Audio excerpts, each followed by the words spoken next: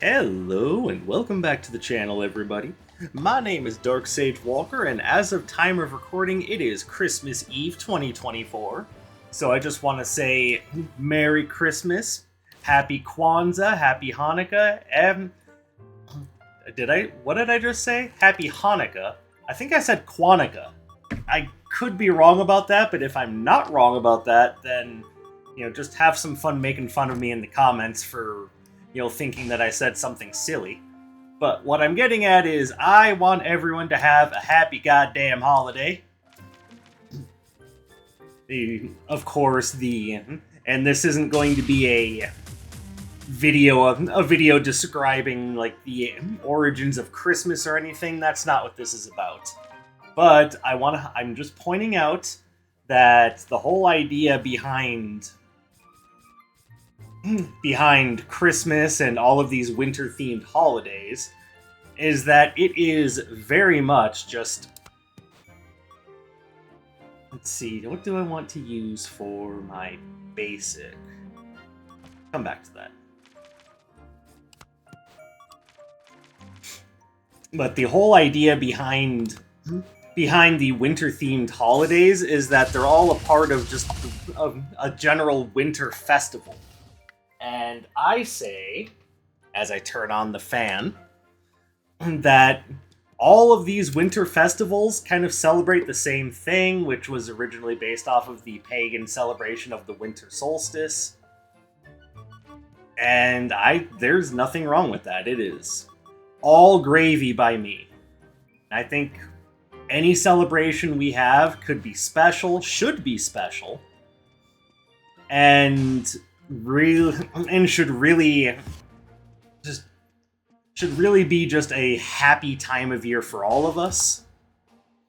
Honestly, making it through another year is, especially in the economy that us here in America are going through, it's always a blessing to make it through another year. So, like I said, everybody, Merry Christmas. Elmer Fudd my way through this episode if it kills me. But Merry Christmas, Happy Hanukkah, have a beautiful Kwanzaa, whatever it is you celebrate, why ever you celebrate it, happy goddamn holidays, everybody. We're going to be celebrating with a holiday-themed run in which I just kind of talk. But the build is themed around kind of a high-tempo, perfect storm build, the whole idea being to set up the perfect storm and then use a combination of Flame Cleaver and the Frost Feints to essentially keep enemies taking that ice damage, keep them frozen in the storm, hopefully. I don't know how well it's going to work, but you know what? It's red, it's blue, I'm wearing a green robe, I'm wearing a crown, it is the holidays. Let's have some goddamn fun with it. Now, admittedly, this is just a single run. It's a little shorter than my usual holiday-themed episodes, but I should also point out that I am in the middle of making holiday desserts to bring over to my family's place. I've currently got an apple crisp in the oven, so I'm kind of monitoring my time carefully, and there we go, finally got the retro floor plan. I was about to say, if this doesn't happen pretty soon, I might have to pause recording, but nope, I got it.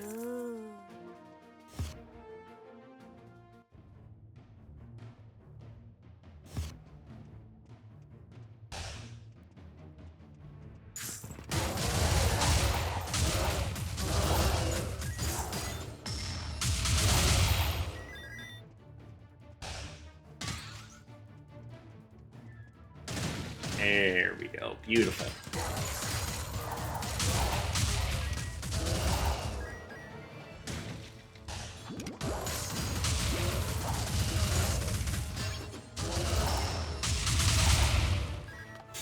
Alright, so far so good.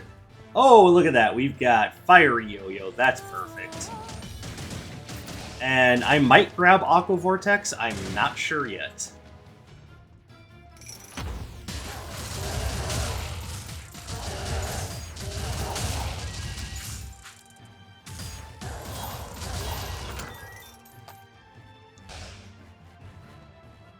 Take the portal, it'll be faster.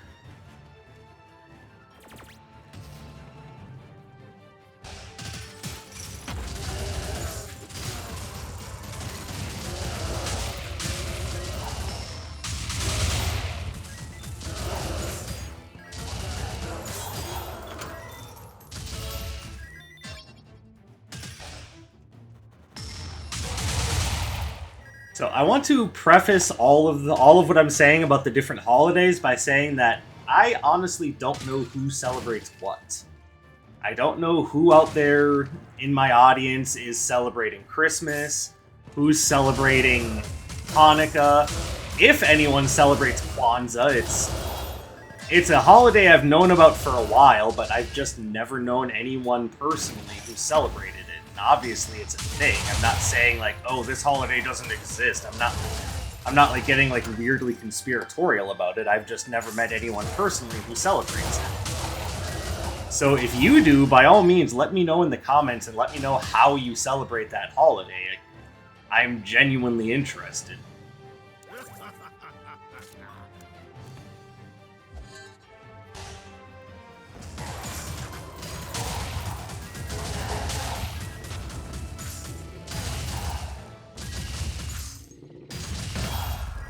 And obviously, thanks to both popular media and just an education around the subject, we know how people celebrate Hanukkah, for the most part. Like, we don't know all the specific details, but we have a pretty good idea.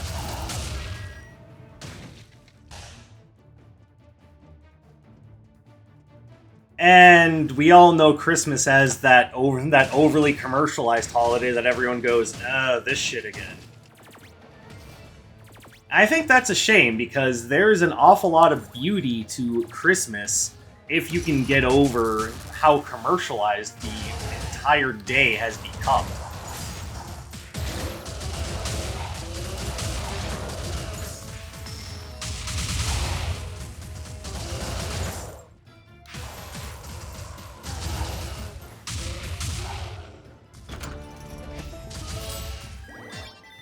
And it's especially true here in America, where Christmas advertising starts before Halloween. It's like, guys, we haven't even gotten to October 31st yet. We're worried about December 25th, or more accurately, November day after Thanksgiving, because it's never a set day.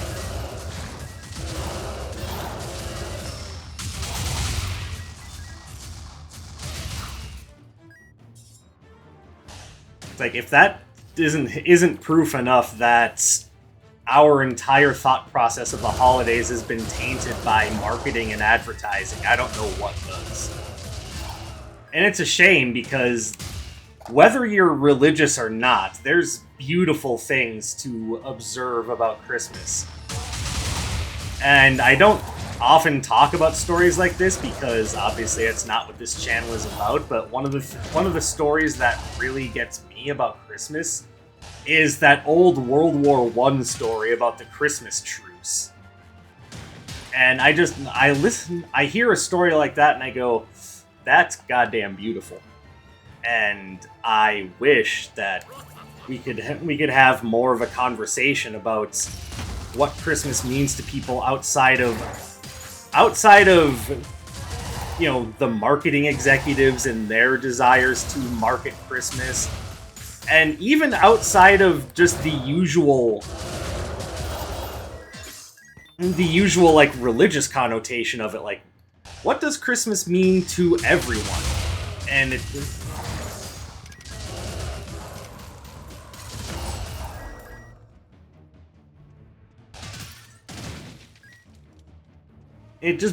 brings up this huge idea of, what does Christmas actually mean?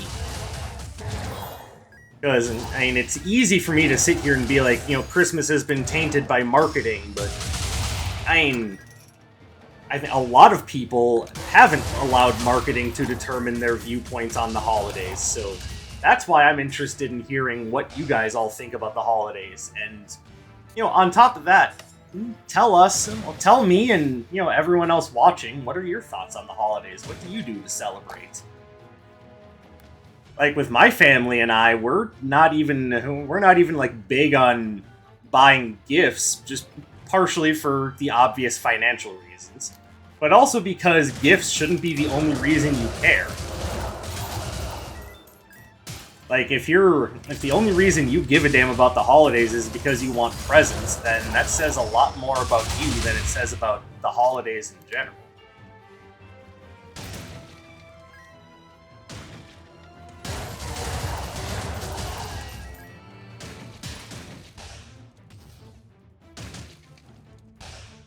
Alright, we definitely want to upgrade this, because now it can get boosted by the Stanza of Frost.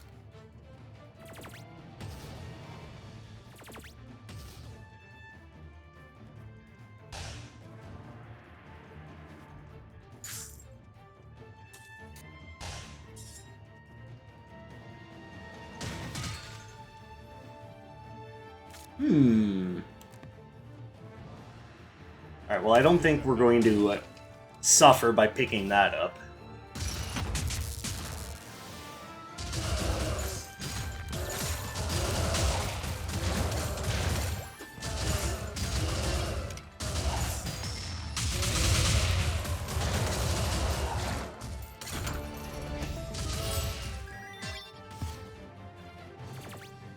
Alright, so now let's grab a couple of these.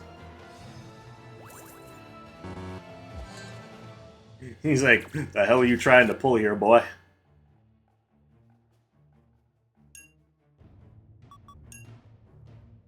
Like, those are the only two things I really feel I need to keep. And yeah, it's not ideal, but then again, I wasn't expecting the Mimic to drop so early in the run.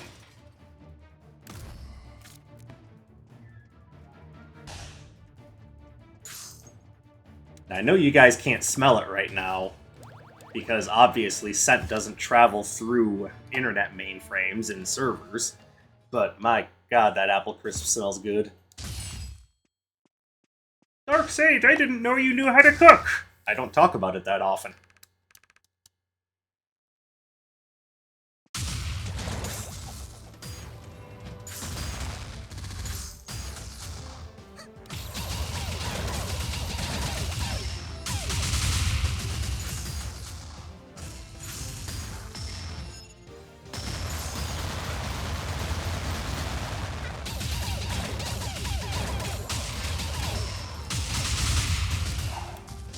Beautiful. Hey, let's not pick that up.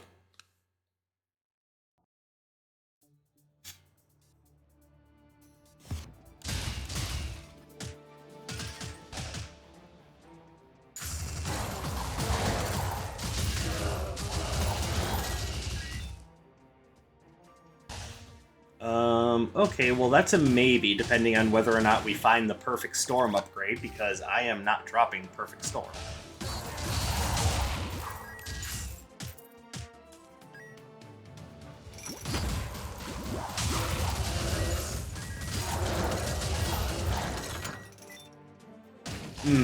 If you guys haven't figured it out by now, I love Aqua Vortex.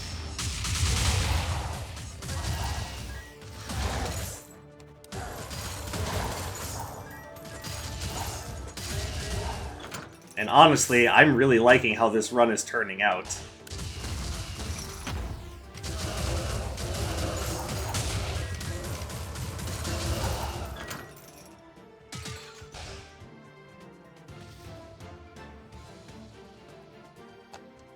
So, obviously, for those of you who haven't picked up yet on what's going on with this build, the idea is I set up Perfect Storm in a spot that I'm going to play around, and then use other effects to hold enemies in place, like the stun lock and the freeze effect from Aqua Vortex, the small pushing effect of...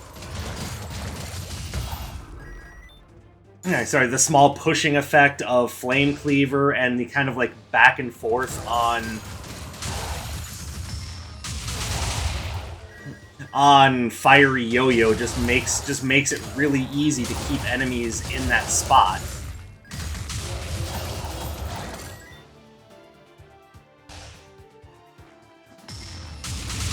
Oh, that was silly of me.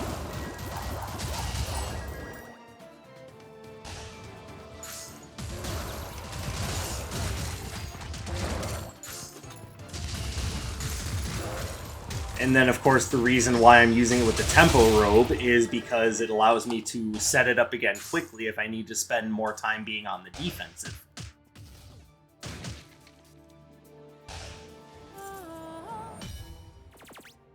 Alright, so now we can go ahead and donate Perfect Storm to you to see if we get anything particularly useful for this build.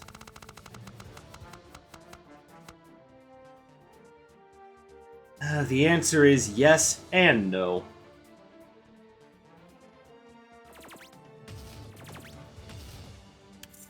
Yes and no. Who do you think you are, Mephiles? I'll gladly thank you not to bring that name up in my presence again. Not that I really care all that much about Sonic 06, but, you know, for those of you who are wondering what the hell I was referencing, now you know. So now the question is, do I prefer the Flame Seekers or the Inferno Beam? And I think I prefer the Inferno Beam.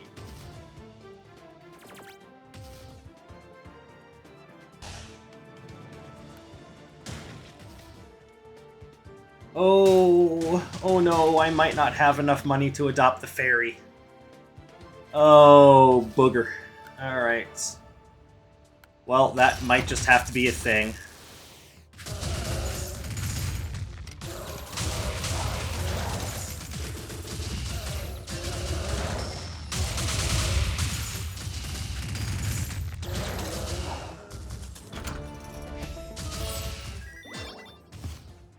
Yeah, I'm 3 coins short. Come on, just let me have some coins. Am I really gonna run around breaking all the breakable objects in the level just to see if I can get 3 coins? Is this really going to happen? I've done it before.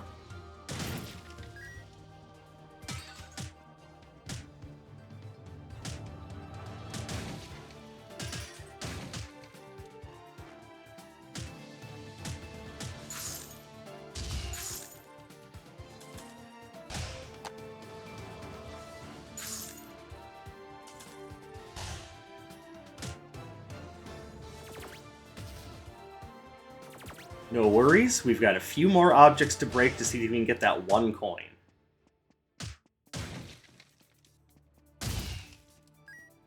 Oh my god, we got it! We can adopt the fairy! Hey, Darkseid, are you okay? I think you might have a few screws loose. You'll just never understand. And I don't expect anyone to understand. My enjoyment of fairies is based on a number of things, and if I'm being 100% honest, it's probably in no small part due to having a little bit of a crush on Tinkerbell from Peter Pan.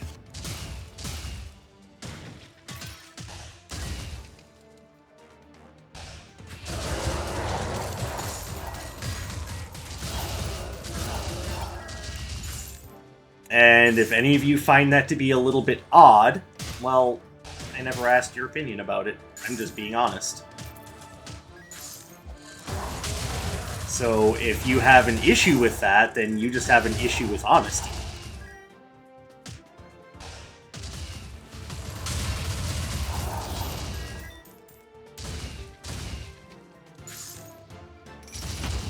But I mean, it's not just Tinkerbell. Those of you who have been with my channel for a while or just heard the way that I talk about fantasy settings in general know that I really like magic just as a concept, and that I really like magical creatures. And it's hard to get more magical than the Fae. And yes, I know that there are some mythologies that paint Fae as these like magical pranksters and creatures that are in all ways rather harmful, and I get that, but I'm sorry, I still really like them. I don't expect anyone to 100% understand.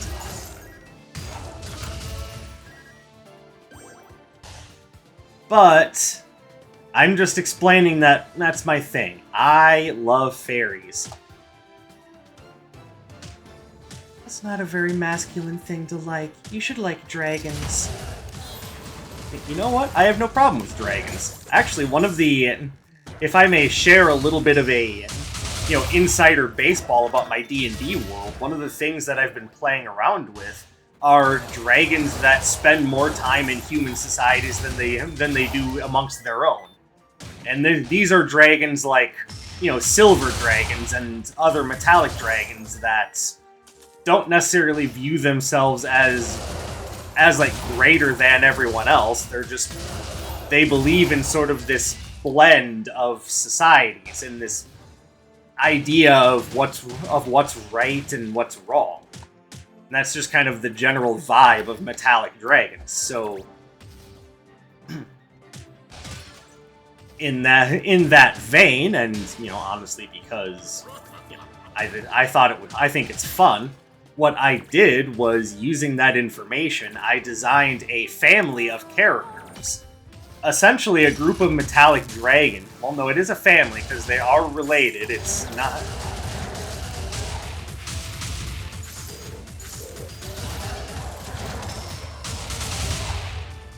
Smoked. But it's a family of metallic dragons that live in and amongst humans. Now, I'm going to get into the details of what makes this special in a minute, because right now it just sounds like I'm going, it's metallic dragons, what the hell? Like, why are you making a big deal about that? See, so one of the ideas behind dragons, and you could say that this is largely based upon Smaug from Lord of the Rings, is that dragons tend to have treasure hoards.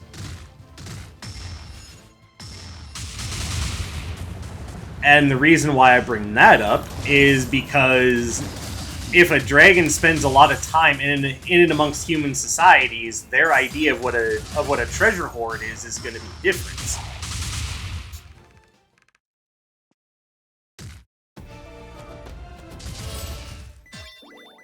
Interesting. I don't know if I'm going to actually use it, but I like it. So their treasure hoard, instead of just being tons and tons of like gold coins and jewels and things that have been dropped by adventurers, essentially, is they have essentially real estate.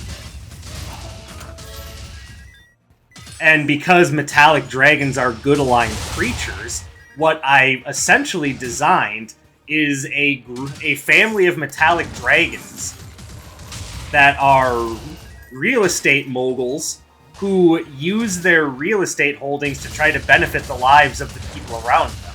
So they'll do things like buy up and develop plots of land, and then either sell them or give them away for really cheap, or give them away to people who need them.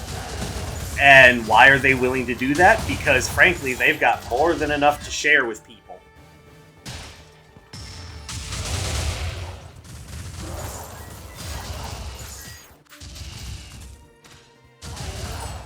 And I've created a few characters within that family already, but the one that I started with was...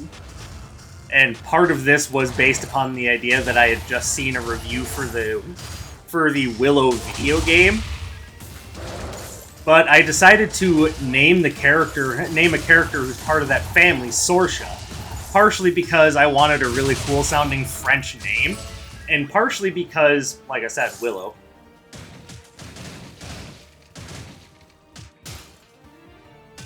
And what I have is a silver dragon who spends more time polymorphed into a human state and just goes around interacting with people. Like, this is a very rich family, so they spend a lot of time going to, like, balls and galas and social functions. Like, they are, cream of the crop because they're, like, investors. But they also spend a lot of time judging the ultra wealthy, which is something that, honestly, in our waking world, we could afford to spend more time doing. And then trying to give to the less fortunate.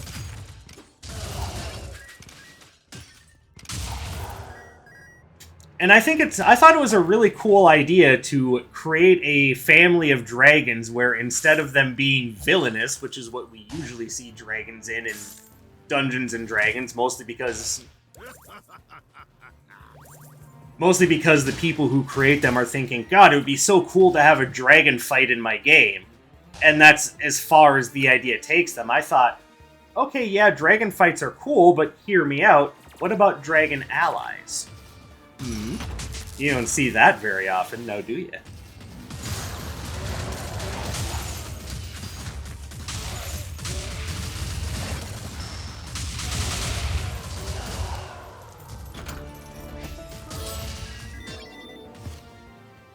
And then the other big reason why I wanted to do this was because I kind of like the idea of just metallic dragons in general. How, yeah, they're dragons. They have the overall like power and majesty that you would expect from a dragon, but they're not complete assholes about it.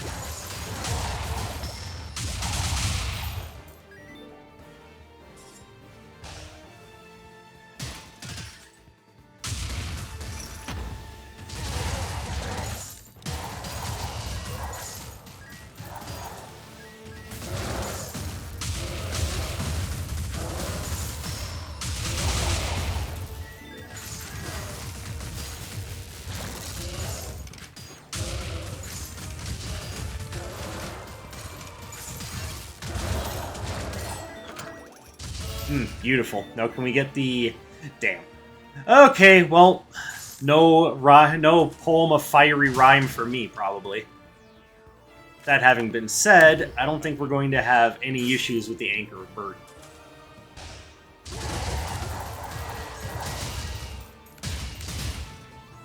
I was really hoping for the poem of fiery rhyme, though. It just would have made this build really pop.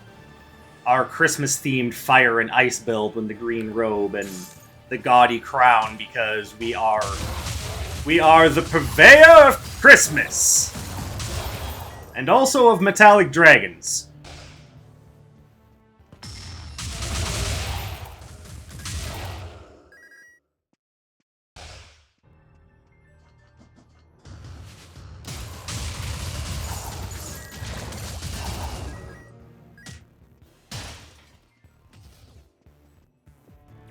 So, you guys let me know what you think about the idea of the real estate dragons. Like, again, I thought it was really cool, and my buddy and I have been lots of fun playing around with this idea and seeing what we can do with this family of characters. Like I said, I've already created a few characters in it, and then...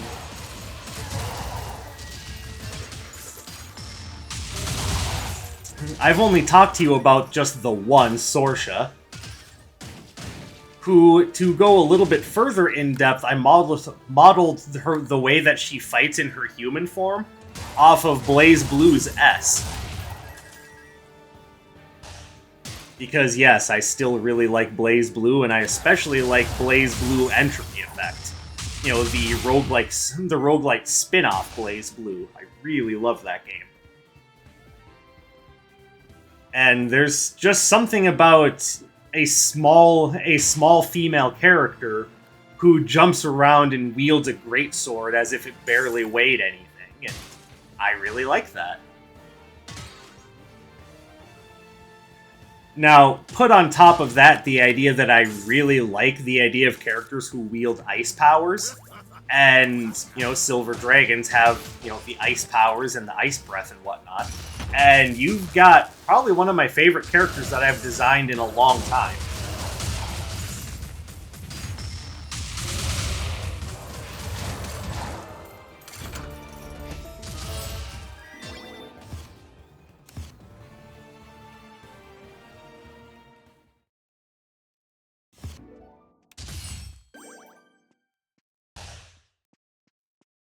And it's interesting how this episode has gone from talking about holiday traditions to talking about a family of silver dragons, but that's the beauty. That's the beauty of this channel, is you never know what you're gonna get.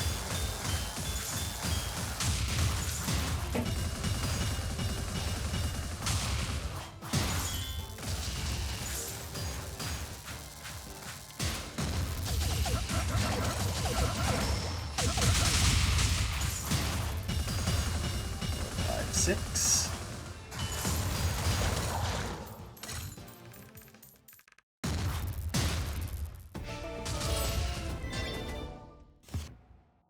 Beautifully executed.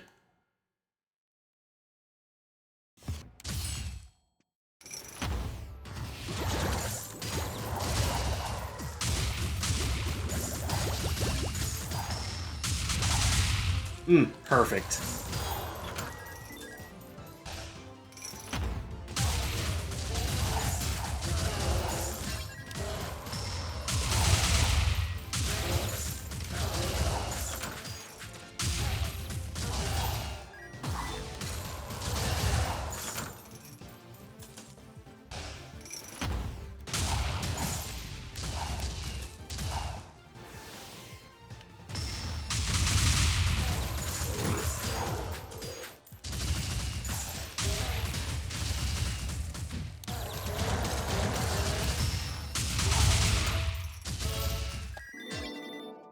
Alright.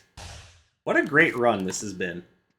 And it got me a chance to not only talk about the holidays, but also to talk about Dungeons and Dragons, one of my favorite topics.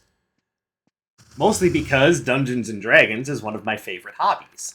And I used to talk about it a lot, but I've kind of cooled off on that, and I don't entirely know why.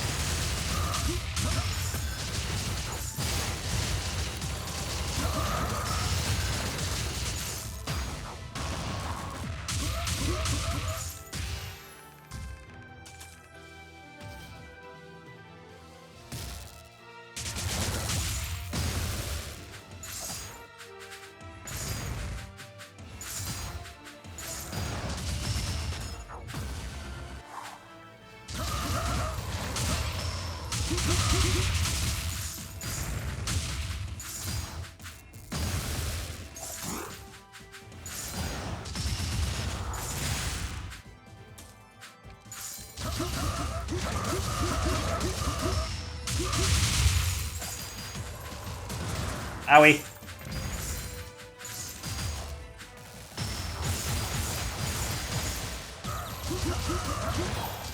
Nice. Perfect. Stormed to death. And that's the way we like it. In the underworld. No. Dark Sage, I don't think we're in the underworld. I think if you look at how American economics works, we're all living in the underworld, we just don't know it. But that's enough about that. I just want to say thank you guys for continuing to support my channel. I know that mine is a very small channel focused on a very niche set of games, but those of you who regularly tune in, thank you very much. I genuinely hope you have an absolutely wonderful holiday. And again, whether it be Christmas, Hanukkah, Kwanza, whatever holiday it is that you celebrate, I want you to celebrate it to the fullest. I want you to be happy. I want you to be healthy. I want you to have good food, good friends, good family. I wish you the absolute best in all of it. I really hope that you do go ahead and let me know what your holiday traditions are. I'm very interested in hearing what you guys do for the holidays, because it's fun and I like to enjoy my time with my audience, and I hope you guys enjoy your time with me. So thank you all very much for coming and spending some of your free time here today. I hope you have a beautiful Christmas, and I will see you in the next one. My name is Dark Sage Walker, and you take care, everybody.